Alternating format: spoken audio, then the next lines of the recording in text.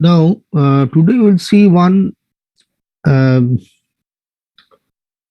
new angle, okay, of analyzing our body as a system. We already know that there are various voltage waves generated or current waves available within our body at different parts. One such very important voltage wave is is the action potential actually that travels from one neuron to another neuron and then ultimately goes to the spinal cord and to the brain. The reverse is also happening that when the brain wants to trigger our muscle, want to move our muscle, want to activate our muscle, then the brain sends another triggering signal in the form of action potential. Okay, and that voltage comes down from the brain or spinal cord through the uh, nerve. It goes to the motor neuron. So there are two type of neurons we know. One is called a sensory neuron, another is a motor neuron. The sensory neuron is triggered by stimulus, external or internal stimulus. So whenever some stimulus is present, some voltage will be generated in the sensory neuron, and that voltage will be passed on to the spinal cord or to the brain, and they will come to know that something happens there. The reverse is then happening, that the brain or spinal cord, when they think that they need to activate the muscle, then they will trigger some action potential that will propagate down through the motor neuron, okay, to the ultimate muscles, and the muscles will start moving accordingly. So that is that both way traveling of the voltage waves. So ultimately we see our body is the site of various voltage signals or current signals, and not only that, they will move from one point to the another point in any direction. So but when some voltage wave is moving or a current is there available in any part of our body, note that they are always surrounded by by our body fluid. Okay, so just like our neuron carries some voltage from one point to another point, it goes. So a voltage signal is moving, propagating, but this signal is actually surrounded by our different organs, our different muscles, organs, tissues, or in a very down level cells also. In the superficial level, it will be surrounded by various tissues or organs and ultimately our entire body. Okay, so it is something like that. If you have a container and the container is filled with some salty solution, some salty solution. Now in the salty solution, we place one current source. Anywhere in the solution, we place a current source.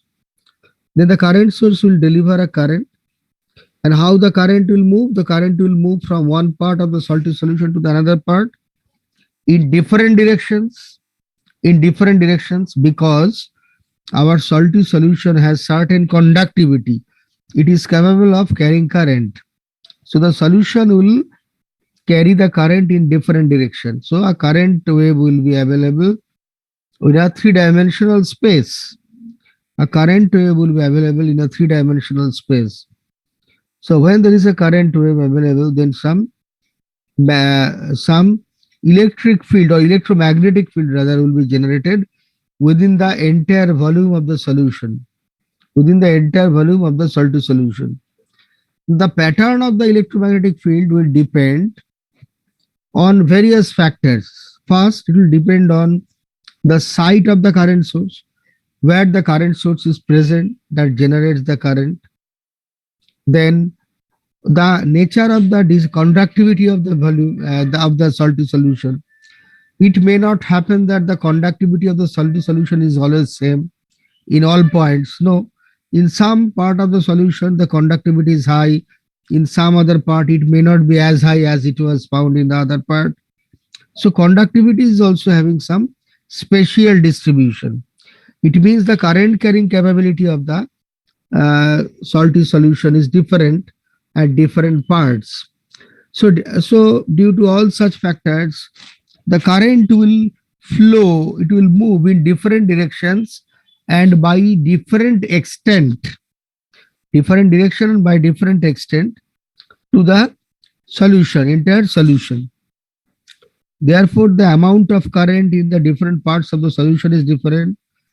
Their flow rate will be different, current magnitude will be different, and accordingly, electromagnetic field will not be same in all parts. We will find a pattern of the electromagnetic field. We will find a pattern of electromagnetic field, a three-dimensional pattern of electromagnetic field in the entire salty solution. Now, if you replace this salty solution with our body fluid, the extracellular and intercellular fluid of the cells and all such things, then we'll see that wherever some action potential or any source of current is generated, it will just move in different directions, and accordingly some electromagnetic field will be generated inside our body, and that will have some certain pattern, a three-dimensional spatial distribution will be found, and that will vary with time also. Okay, so ultimately the voltage wave, current wave, electromagnetic wave, they will be a function of x, y, z, the space location coordinates, and also on the t parameter, there is a time parameter. So it will be a function of four things: x, y, z, and t. So that's how we'll get certain pattern of electromagnetic field. So our three-dimensional body fluid serves as a conductor. We call it a volume conductor. So in analyzing our entire body, this concept of volume conductor fields comes. That's why this term is very often used, the concept of volume conductor fields.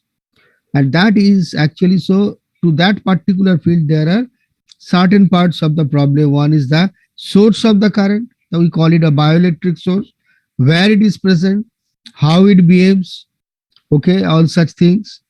What is the magnitude of this source?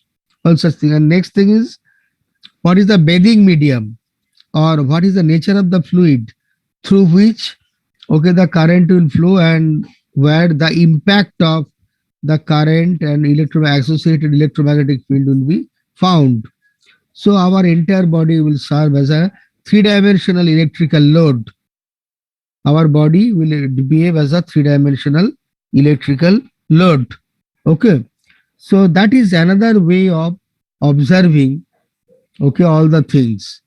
Okay, it's a different angle. It is something like, so some mathematical analysis, a mesh-based analysis technique is found, to analyze all such things. Obviously, we don't want to go in that thing.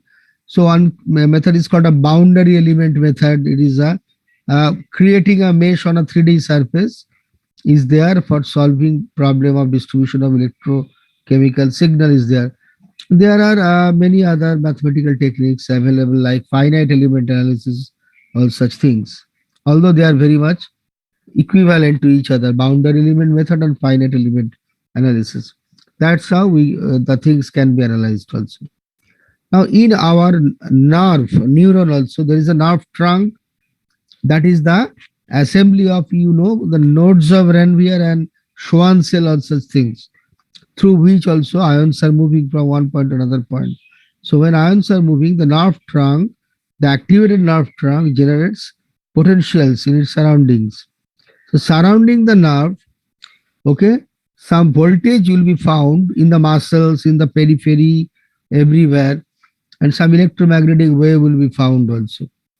So it is essentially a problem of volume conductor field, because the impact is found in the surrounding three-dimensional space, and the potential is observed surrounding the presence of the nerve. This potential available in a three-dimensional space can be measured superficially by placing electrodes, in that volume conductor or the body fluid. Let's see the thing also there, that The how the nerves are distributed, they are distributed in different parts of the body in a different way. One thing is that, say, just one example is given here as an example, the location of a sciatic nerve. The sciatic nerve comes from the lower part of our, okay, vertebra, or and all lower part of the spinal cord also. Okay, the this sciatic nerve has two parts. One is called a sensory fiber and a motor fiber. The sensory fiber is nothing but the branching of the sensory neuron. Sensory neuron, it branches out in different directions along the skin surface. Okay, and it senses any pain, any touch, anything, and that will be conveyed in the form of action potential towards the central nervous system, consisting of spinal cord and brain, all such thing. So an action potential will be captured from our skin surface to the spinal cord via the sensory fiber. The reverse will be there whenever in reply the central nervous system wants to move our legs, then they will act, then they will generate another action potential, okay, via the motor fibers, okay, and these action potential will come down to the various parts of the muscles, and all the muscles will be activated accordingly in presence of those action potentials, and our leg will move accordingly. So ultimately, all these movement of action potential in the sea, deep sea of muscles, will create the concept of volume conductor field. Okay. So it is just shown here that our in the proximity of the spinal cord, actually, the sciatic nerve is actually divided into two parts. One is called a sensory branch, it is called a dorsal root, and a motor branch, ventral root. Obviously, the sensor branch carries the information of touch, pain, all such things, and carries the voltage wave information in the form of voltage wave towards the spinal cord. The motor branch or the ventral root does just the opposite thing. It carries the information of uh, muscle movement in the form of action potential from central nervous system to the muscles in the opposite direction. So, and when it is moving, our muscles and all such things in the leg is creating something like a volume conductor, where the nerves will carry the will behave as a current source. It will carry the voltage or current in the form of ionic movement. Okay. Now, this information of voltage is captured how superficially, by means of two electrodes. One is called a reference electrode, which is placed at a suitable location of the skin surface, and the other electrode will be placed also close to the deep part of the muscle, as deep as possible. Okay, it may touch a nerve or it may not touch a nerve also, depending on the convenience and the requirement. Okay, and ultimately some voltage will be captured by the electrode. This voltage now pattern will be captured and can be analyzed also. So ultimately, when some electric stimulus is applied to some sensory branch, we get some voltage wave called SS. SS here. If an electric stimulus is applied to motor branch separately via the ventral root, that will come down to the muscle, and say that behavior is something like. So another higher pulse is required to activate, higher magnitude is required here to activate the muscle fiber. And if at other points, not at the point of application of the stimulus, at some remote distance, at some convenient position, when we measure what is the combined effect of that stimulus, effect of voltage present in the sensory branch and motor branch. Okay, if things are carried correctly, okay, properly, then the resulting wave will be the algebraic sum, okay, of the two voltage waves that will be found at some other point at convenient location. So it will be Sm plus, okay, Ss SM plus, actually I forgetfully wrote it as SG, it will be SS actually. Or SM plus is something like actually. Okay, that is a mistake. I'll rectify it. So that's how some voltages. So depending on the nature of the received wave at some other location, we can have the idea whether our nerve is working properly or not, or if there is any other disturbances present, all such things. And the same experiment will be carried not once, because there are many other statistical noises imposed there. Other statistical signals are there imposed on this particular low magnitude signals, and there are various other stray voltages also present within our body. So what happens? The experiment is not carried only once; it is carried, say, of a number of times, maybe 128 times or something like. And the average of all such 128 responses will be actually summed up. It will be averaged, and then it will be checked. Then all such local disturbances due to noises, stray effects, all such things will be greatly removed. Okay. So that is the concept of electroneurogram. That stimulus is applied at one end and things are examined at the other end under different condition, and from the received wave, from the sending wave and from the received wave, things are compared whether there is any problem or not at all. Okay, so that is one method also of diagnosing our problems or diseases. Now, the same thing is also applied, the same concept, that sometimes stimulus is applied, okay, at one point of our body, and the generated wave is measured at some other point. Maybe stimulus is applied at some point and the generated wave is measured in terms of some collected EMG, okay, or ECG or EGG. In smooth muscle, it is called electroglottography. Okay, it is measured, and from those measured waves, from the pattern of waves, actually, things are estimated or investigated properly. So these are the concepts actually. Now I want to discuss some basic aspects of electromyogram, how things are happening, okay, and how we can treat them, okay, electrically. Just some essence. Consider that for any muscle, it is a consist of some small muscle fibers. Okay, these are small muscle fibers are there. There are a number of muscle fibers.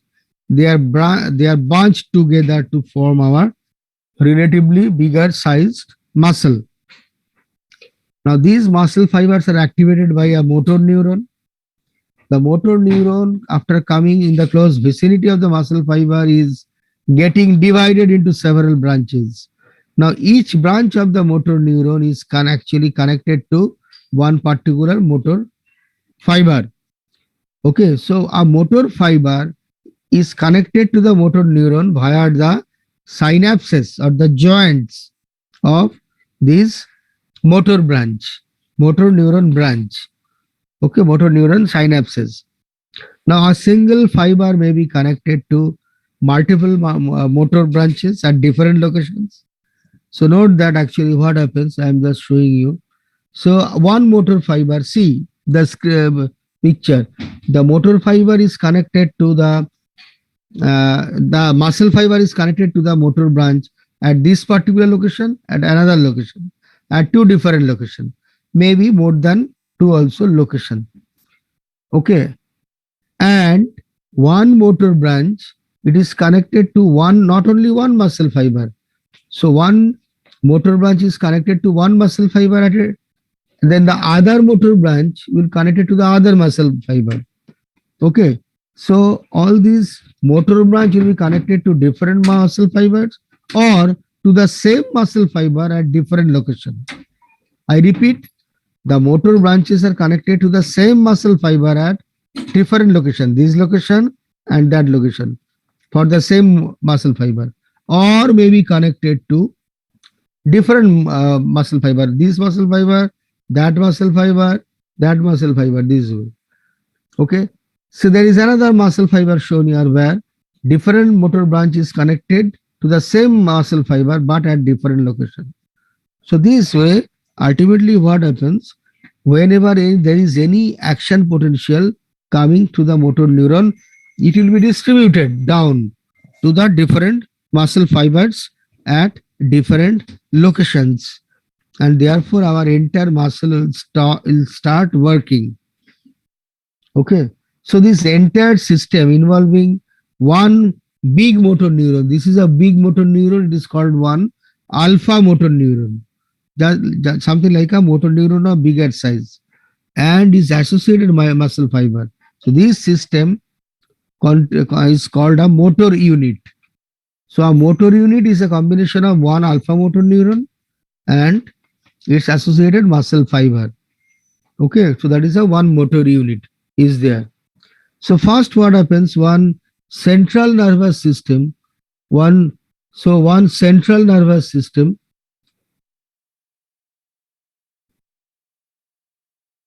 just see, one central nervous system will send one action potential, and that action potential will come down, okay, towards various motor branches. It will be propagated, and ultimately it will be distributed to different muscle fiber.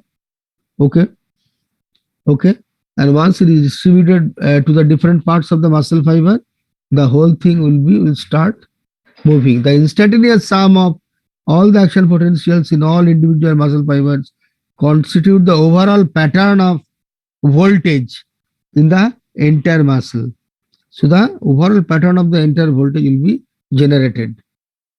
Okay, and it is found that the muscle fiber of smaller motor unit, a smaller sized motor neuron, it exists in the deep part of the muscle, and the muscle fiber of larger motor unit, it is located mainly near the superficial region of the muscle fiber, close to the surface.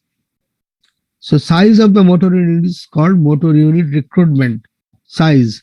So the smaller motor unit recruitment is in the deeper part of the muscle, and larger motor unit recruitment is in the superficial part of the muscle.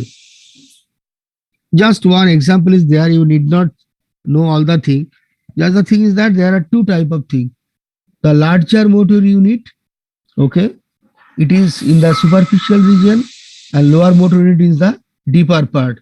And two electrodes are shown, 1 and 2. One electrode is capturing some voltage from the larger motor unit in the superficial region. Another electrode is capturing the voltage from the smaller motor unit, from the deeper part actually, So it is that, and under the effect of some stimulus, some action potential will be propagated from one point to the another point. Action potential will be there, and all the action potentials, okay, will be aggregated. It will be aggregated properly, and then the resulting waveform, voltage waveform will be found in the muscle fiber. The resulting voltage waveform will be found in the muscle fiber. Okay, so ultimately see that, so repetition of action potential down the path. Now the actual waveform between 2 points at any instant varies due to the rate at which each muscle fiber fires, the number of fibers that are activated at a given time, how many fibers are activated, and the position of the electrode. Position of the electrode with respect to the connecting point of neuron and muscle. Connecting point of neuron and muscle is called innervation point. Okay, so with respect to the innervation point of neuron and muscle, the position of electrode is also important. So the overall voltage waveform in a muscle is something like, okay, it is something like that. It is just a sample electromyogram. Okay, that particular thing. Now each electromyogram, how it is generated, actually I have already discussed in a qualitative way, that each muscle action is produced by many individual motor action potential. Okay, so the motor neuron provides action potential. It is produced over a period of time. Okay, so a number of motor action potentials are coming, and it is going down to the motor fiber units, motor fibers. Look at there. Now, so these are called the motor action potential, which is going to the muscle. Okay, the sum of all such individual motor action potential close to a pair of EMG electrodes, electromyogram electrodes at any given point of time is called a motor unit action potential. Motor unit action potential. Okay, MUAP. And when such motor unit action potential is measured over some time, a train of same pattern is found. I'll show you. A train of same voltage wave will be found. So this train is called motor unit action potential. Motor unit action potential train, MUAPT. And the sum of all such MUAPTs constitute what is called electromyogram. Electromyographic signal. Okay.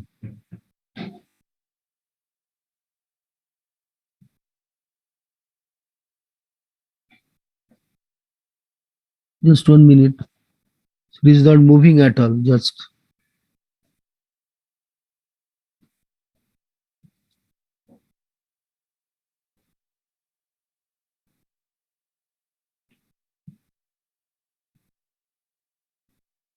okay. So EMG. So just how these EMGs are collected? It is collected at different points over the muscle. Okay. The position 1, position 2, 3, 4, 5, 6. There are different points at there where, okay, say these points are position 1, 2, 3, 4 are what? It is the, as if these are the connection of motor neuron to the muscle fiber. So these are the innervation point. Okay, different connection point. So these are something like the there, and some electrode is placed near the position 3. Electrode is placed near the position 3. Okay. And now end plates are actually there where it shows the actually the connection point between motor neuron and the muscle fiber. And obviously, if there is a stimulus, then the voltage waveform will be found. Obviously, the maximum voltage waveform, which is present at the point 3, will be collected by the electrode because electrode is closest to the point 3. So that's why the waveform found in the electrode will be having maximum amplitude.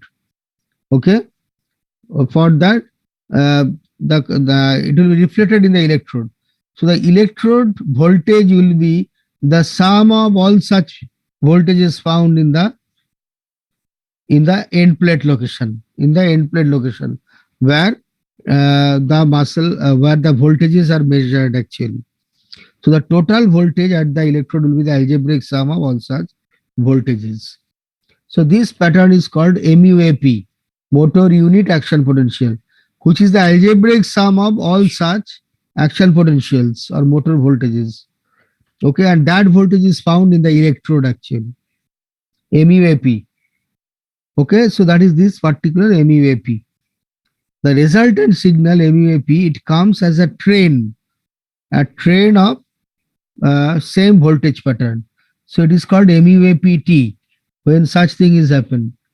And the various factors are actually there, that the location of the electrode, okay, how many motor muscles are present in a motor unit, the size of the motor unit actually, all such things. Okay, so I already told you in a distributed way, so it is present here. And that is our MUAPT, motor unit action potential. Some train of voltage wave will be found. But note that these voltage waves are not equally placed in the train, in the pulse train. Sometimes they are coming closer, sometimes they are going away, the distance is more. So they are not spaced by an equal amount, okay, in time. So that is the special feature of the motor unit action potential train, MUAPT. Okay. And all the MEPTs, here the one more thing, that these voltages are actually shown similarly. their shape is same, but don't think that their shape will be always same, exactly same. No, the same shape of the motor unit action potential MUAP will be same for all such occurrences only when three things are there. The geometric relationship between the electrode and the active muscle fiber remain constant. The properties of the recording electrode do not change, and there are no significant biochemical changes in the muscle tissue over that particular point of time during which the waveform runs. But these things may not happen all the time, so the shape of the MUAP may not be exactly same. Okay, a little bit different they will be from one point to the another point. Now, mathematically, it is something like some impulse function is applied to the muscle system. Okay, some delta function at various points tk, but these are not equally spaced. That is one important thing. Here, the spacing is not same for the impulse function. This impulse function represents the triggering effect, the stimulus actually. When some stimulus is present, then the muscle fiber will start vibrating. Some oscillation will be there. Periodic voltages will be coming there. That we call it MUAPT. Now, the thing is that the mathematical model is that one such MUAP is there in one muscle fiber. There are multiple muscle fiber present in a motor in the entire muscle. So multiple fibers are present. For each fiber, different voltages are there, different MUAPTs are there. Now all such MUAPTs from all such individual muscle fibers will be added algebraically. Once they are added, then we are getting what? Some voltage waveform. Okay, this voltage waveform will be resulting found, and that will be detected by some electrode, and some system noise may be added. NT, N means noise, may be added with that particular thing. Okay, and the system of the electrode and recording equipment, all such thing will be there finally. So ultimately we are getting observed EMG signal. So EMG signal is actually found that also carries some noise. Okay, now how to separate the noise, how to treat them, how to make it noise free as much as possible. That is another method of study, obviously. How to remove those noises? Can we design an amplifier so that all these noises can be removed? This design is possible. We'll see all such things. Not all the things, but many of these things we'll see later, step by step. Step by step, we'll see all such things. So ultimately, we are getting this particular voltage waveform. This is our EMG, electromyogram. So this is our EMG actually. Clear? Okay, so that is this particular thing, and ultimately our overall pattern, if we have a closed loop, that will be the EMG amplitude. Okay, so that is our EMG amplitude. Its magnitude is around few millivolt here, and signal is frequency is around kilohertz level, typically 1 kilohertz here. So that is the nature is found for the EMG. And the something is that to collect the EMG signal, some glue electrode is there. That is, electrode is glued to the skin surface and is collected. EMG signal is collected. Okay, there is another EMG electrode is present. Another type of EMG electrode. We'll see the electrode later. Okay, which is collecting also the EMG signal, the voltage signal. Okay, so ultimately there are different type of sensors possible. Okay, just some examples are there, and different EMG signal is also available over our face. Okay, over our face. So these are some medical terms. We need not know all such things. Just only to show you that there are different points through which the EMG signals can be collected. Different recording locations for facial EMG is possible. Okay. So if we cry, if we laugh, if we have different emotions, all such emotions can have.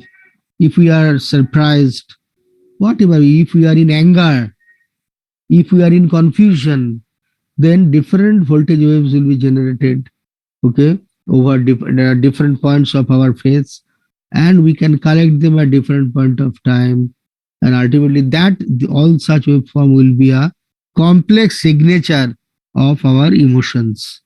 It will be a complex signature of our emotion. There. So uh,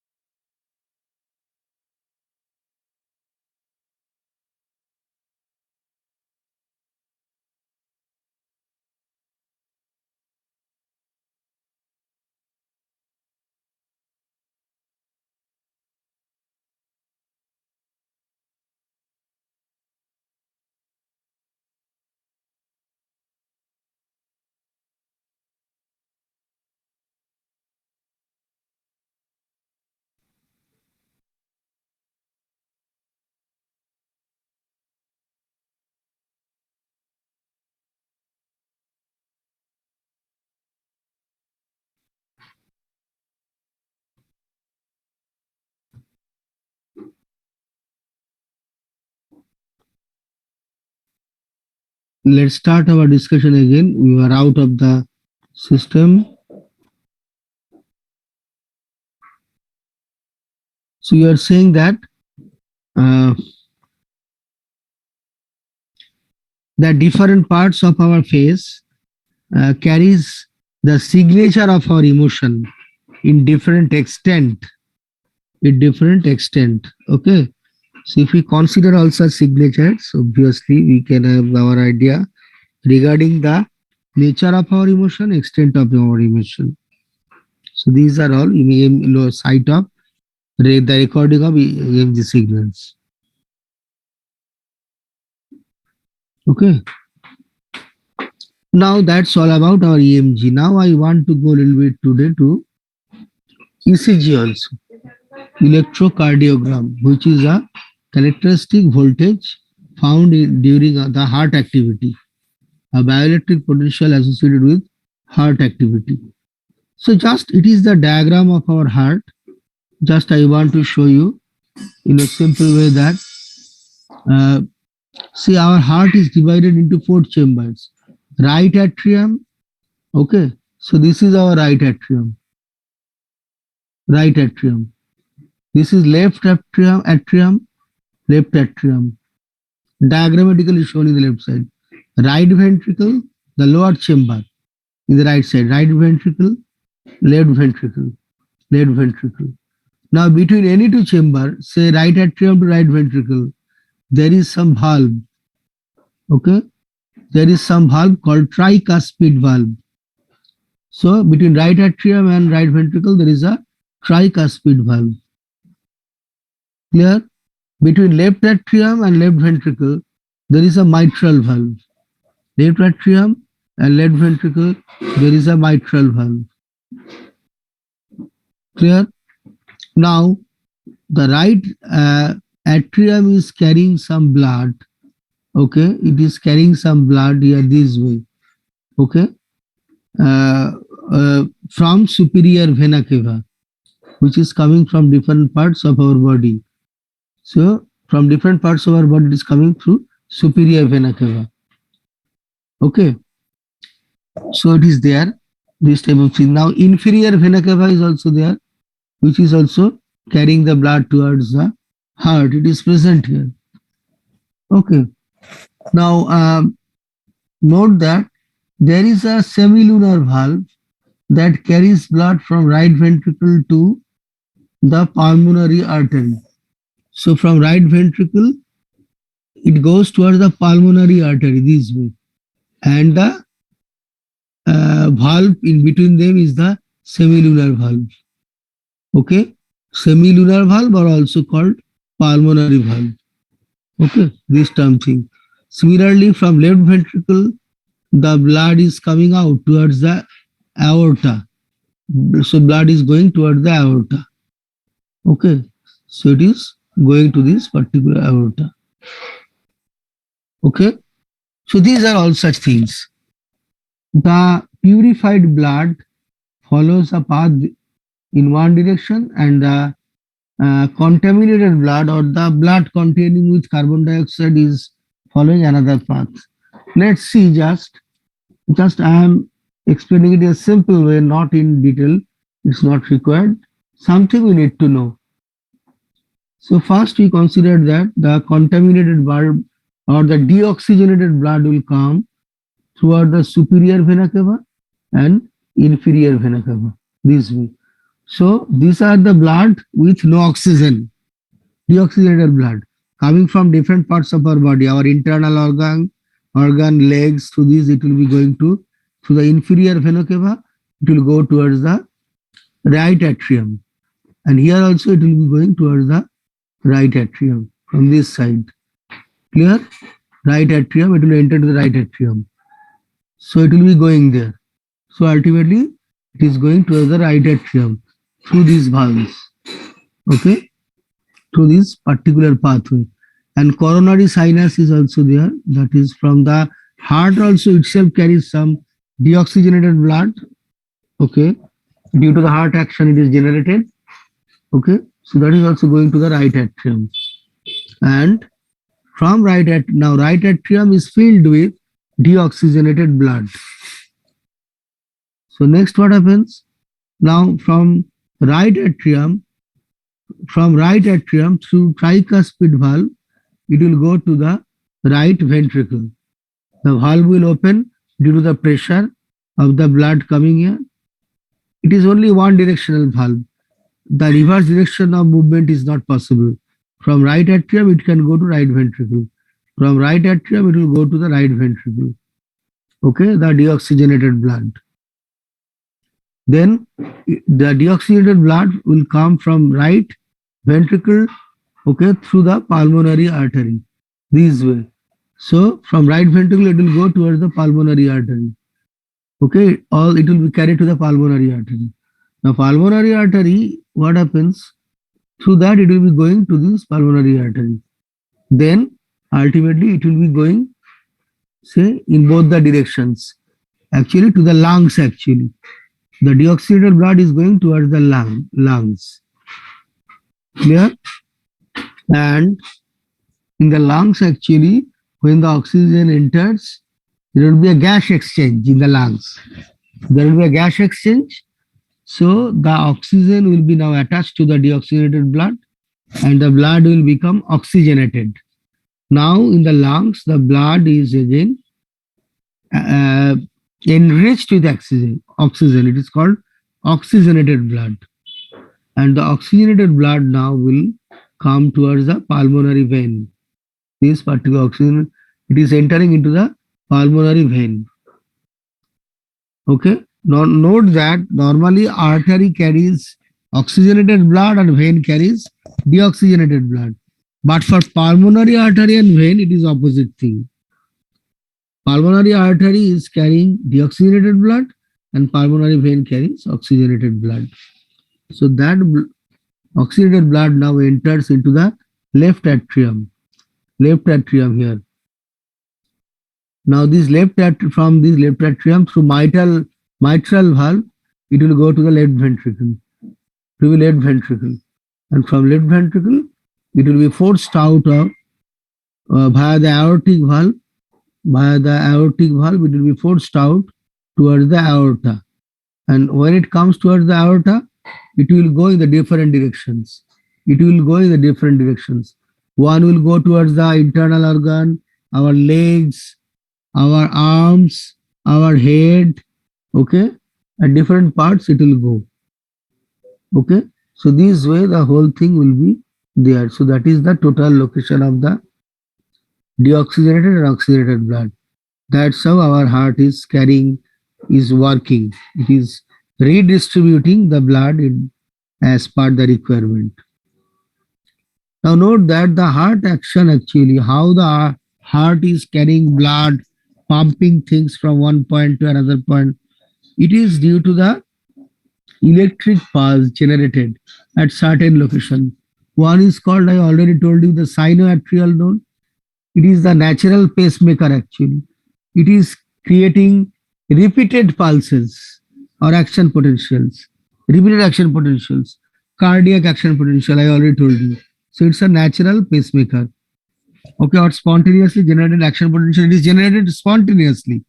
It does not depend on any stimulus. It depends on stimulus, obviously, through some vein nerves coming from our brain actually, but not any other type of stimulus is there. So repeatedly it is happening.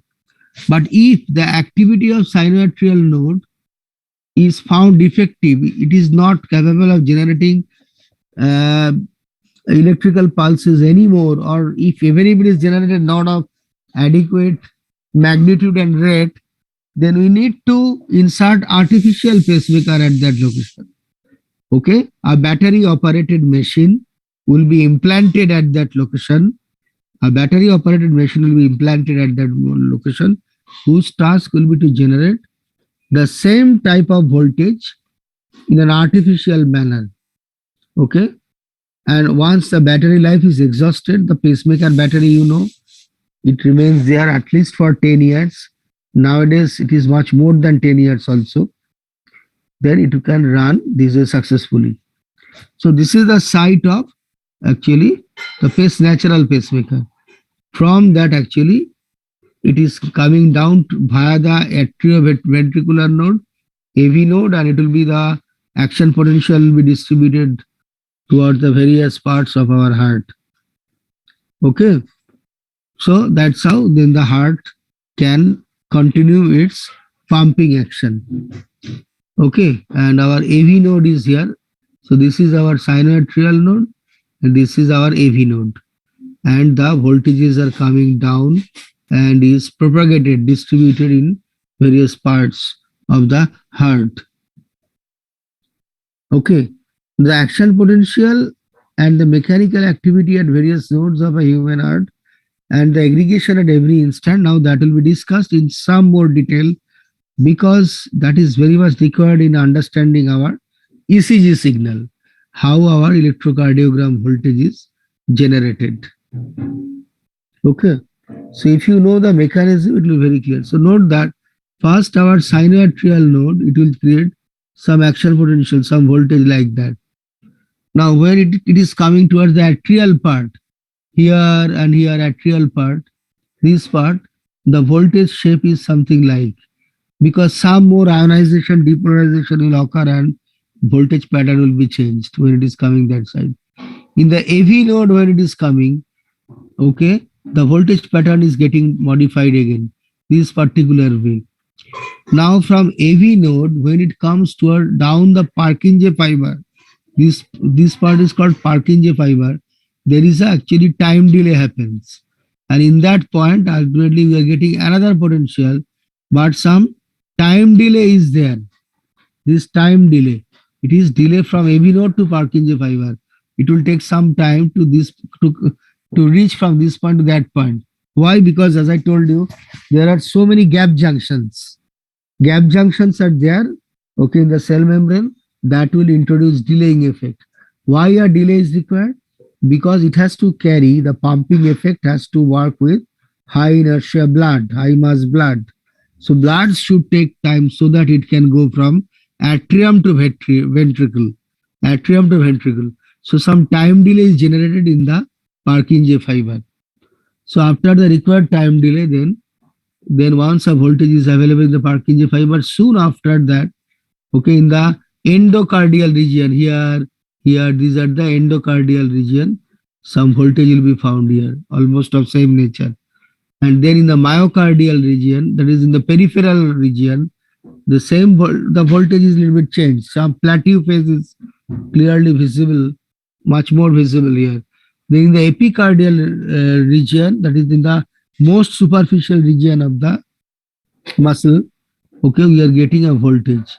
A voltage is found here. So we are getting depolarization in a successive path. Okay, a positive voltage in the successive path. And when we add all such voltages, Okay, so action potential is found at various parts of human heart. And when we add them properly, so when we add them, then we get the pattern of ECG signal. And as I told you that when the time delay is generated more when there is a gap junction. So when an action potential is coming, some gaps are found. Okay. So gap junction. The gap junctions are the protein channels that connect the cell membranes of adjacent cells and enable flow of ions between the cell. Okay. So this means that the action potential spreads from one cell to another via gap junction. So ultimately, the density of the gap junction in the Purkinje fiber is very high. It is the Purkinje fiber. Just I want to show you. So this is the Purkinje fiber, this particular location. Okay. So its density of gap junction is more means. Okay. Uh, so which is actually the sentence is not correct. Not correct. I should not say wrong, but not stated in an elaborated manner, I should say, which explains the nature of impulse transmission. In the rapid, I should omit the term rapid because some time delay will be there. I will just omit the rapid later. So some time delay will be introduced there. Okay, and some atrioventricular node is also there. There is a low density gap junction. So a slow impulse conduction is also there through the AV node. So the density of gap junction actually is there. It dictates the time delay. And then the contractile fiber, they are also carrying action potential. So ultimately, the different voltage waves are coming in the Purkinje fiber. You see, there is a delay. In the Purkinje fiber here in the heart, there is a substantial delay present. In the contractile fiber, a delay is there, which is also a small amount.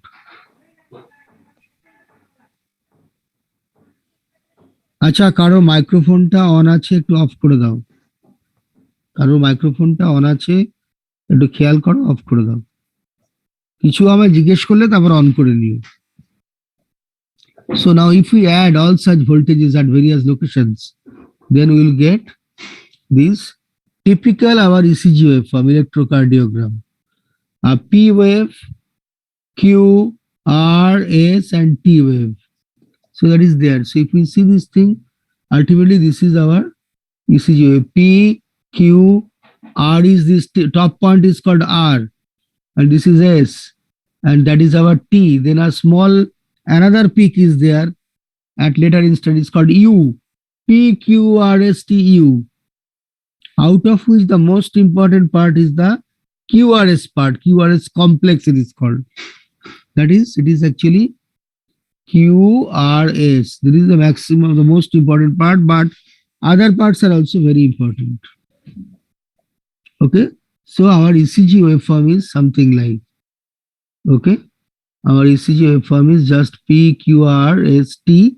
Another U is also there later, not shown here. Okay. That's how our ECG signal is there. In the next class, we will see in much more detail the method of generation of ECG wave and various important parts. How the different parts are generated and waveform is generated, and how it looks like this, and how it looks like this. So all such things we'll see it in the next class. Okay. So up to this today. If you have any question, obviously you can ask me. Anything? No. So better now then I stop the class. Thank you, sir. Thank you. Thank you, sir.